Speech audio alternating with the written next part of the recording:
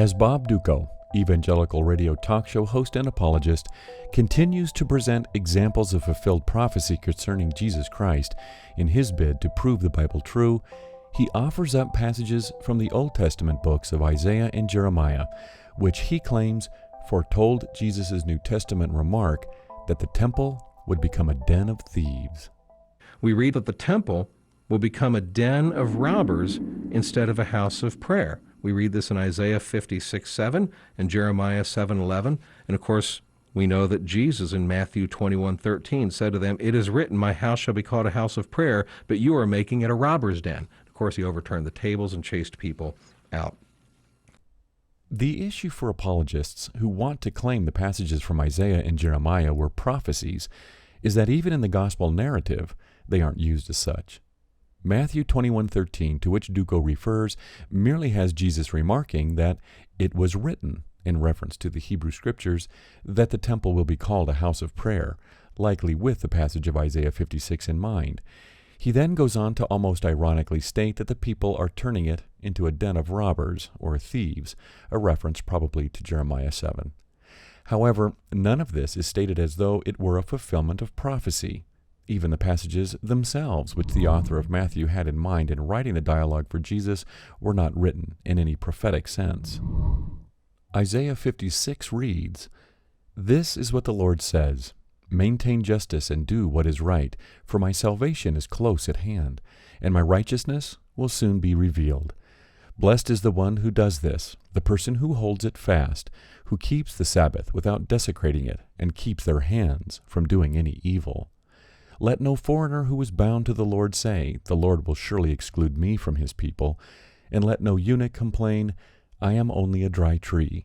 For this is what the Lord says, to the eunuchs who keep my Sabbaths, who choose what pleases me, and hold fast to my covenant, to them I will give within my temple and its walls a memorial and a name, better than sons and daughters. I will give them an everlasting name that will endure forever. And foreigners who bind themselves to the Lord to minister to him, to love the name of the Lord, and to be his servants, all who keep the Sabbath without desecrating it, and who hold fast to my covenant, these I will bring to my holy mountain, and give them joy in my house of prayer. Their burnt offerings and sacrifices will be accepted on my altar, for my house will be called a house of prayer for all nations." That last line is the one the author of Matthew likely had in mind when having Jesus state, "It is written." The reference to the temple here, referred to as house, is as a place of prayer for all people. The context of the passage from which it was taken is addressing non-Jews, who nonetheless follow the Mosaic covenant. They will not be excluded by God or overlooked on the day of salvation. There certainly is nothing in this passage or verse to suggest that sometime in the future the temple would cease to be a house of prayer and become a place of profit, and that the Messiah, Jesus, would come in one day and overturn the tables of the money changers. Jeremiah 7 reads a bit differently, but again, in no sense is the passage one of prophecy, and more importantly, has no connection whatsoever with the passage from Isaiah. This is the word that came to Jeremiah from the Lord. Stand at the gate of the Lord's house, and there proclaim this message. Hear the word of the Lord, all you people of Judah, who come through these gates to worship the Lord.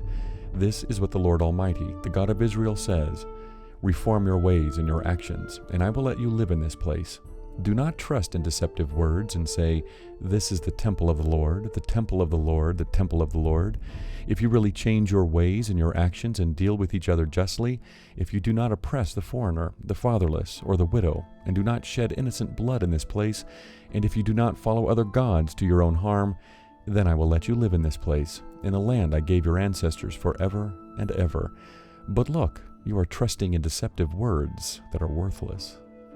Will you steal and murder, commit adultery and perjury, burn incense to Baal, and follow other gods you have not known, and then come and stand before me in this house, which bears my name, and say, we are safe to do all these detestable things? Has this house, which bears my name, become a den of robbers to you? But I have been watching, declares the Lord. While the material in the biblical book of Jeremiah is believed by scholars to have been written over a span of several decades, the audience of the finalized version was probably those who had survived the Babylonian invasion. particularly those exiled into Babylon itself some 600 years before the time of Jesus. Jeremiah 7 is not a prophecy to be fulfilled in a future generation, but was part of an address to the people of its own time. This is abundantly clear from the first 2 verses of Jeremiah 7. The word that came to Jeremiah from the Lord, stand in the gate of the Lord's house, and proclaim there this word, and say. What follows is the diatribe against the people of Jeremiah's time, about how they steal, murder, commit adultery, commit perjury, burn incense to Baal, and follow other gods, and then come and stand before Yahweh in the temple and say, "We are safe," only to go on doing these detestable things.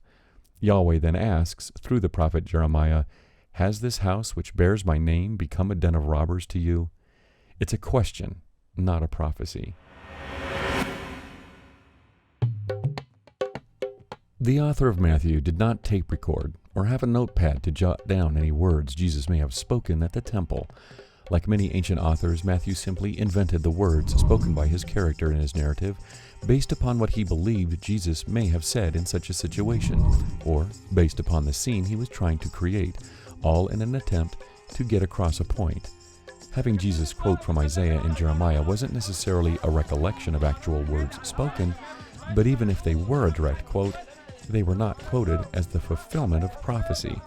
The author of Matthew was very clear in his gospel when he wanted to draw the reader's attention to prophecy fulfillment.